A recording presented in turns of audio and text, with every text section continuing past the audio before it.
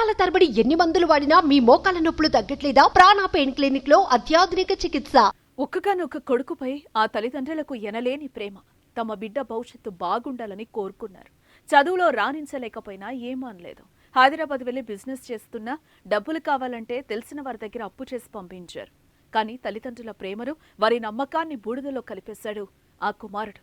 అప్పు చేసి ఇచ్చిన డబ్బులతో ఆన్లైన్ గేమ్లాడి నిండా ముంచాడు. దీంతో చేసిన అప్పులు తీర్చలేక, కొడుకు చేసిన మోసాన్ని భరించలేక ఆ అమ్మా నాన్న బలవంతంగా ఈ లోకాన్ని విడిచెళ్లిపోయారు. కన్నీళ్లు తెప్పించే ఈ ఘటన నంద్యాల జిల్లాలో చోటు చేసుకుంది.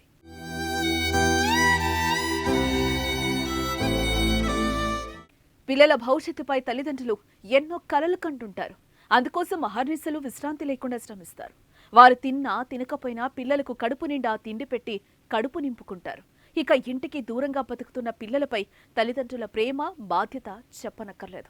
అక్కడ కష్టాలు పడకూడదనే ఉద్దేశంతో పస్తులుండి సైతం డబ్బులు పంపే తల్లిదండ్రులు ఎంతో మంది ఉన్నారు. అయితే తల్లిదండ్రులు పంపించిన డబ్బులతో జల్సాలు, జూదాలాడి వారిని అప్పుల పాల్చేసి మానసిక క్షోభకు గురిచేసి చివరికి ఆత్మహత్య చేసుకునేలా చేశాడు కుమారుడు.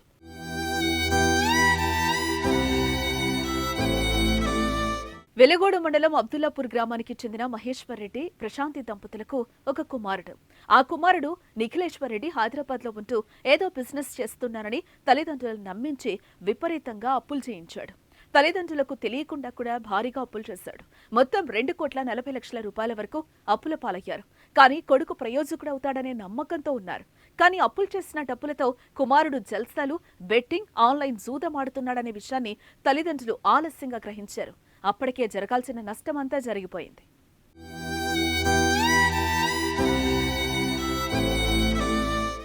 అప్పులిచ్చిన వారి నుంచి ఒత్తిడి మొదలైంది. దీంతో ఇల్లు, పొలాన్ని అమ్మేసి సగం అప్పులు తీర్చేశారు. మిగతా అప్పులు కూడా తీర్చాలని ఇంకో పొలాన్ని అమ్మకానికి పెట్టారు. అయితే అది తక్కువ ధరకు అడగడంతో తీవ్ర మనస్తాపానికి గురయ్యారు.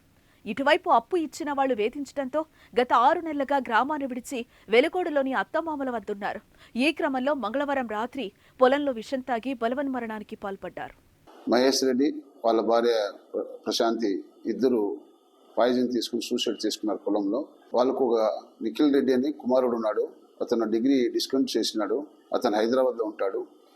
అతను వాళ్ళ పేరెంట్స్కి కొంచెం నమ్మించి చాలా డబ్బుల వరకు ఆయన్ని ఏదేదో నేను సైబర్ క్రైమ్ అంతా చేస్తున్నానని చెప్పి వాళ్ళకంతా డైవర్ట్ చేస్తూ వాళ్ళకు బాగా నమ్మించి దాదాపు 2,40,00,000 వరకు అప్పు చేసుకున్నారు.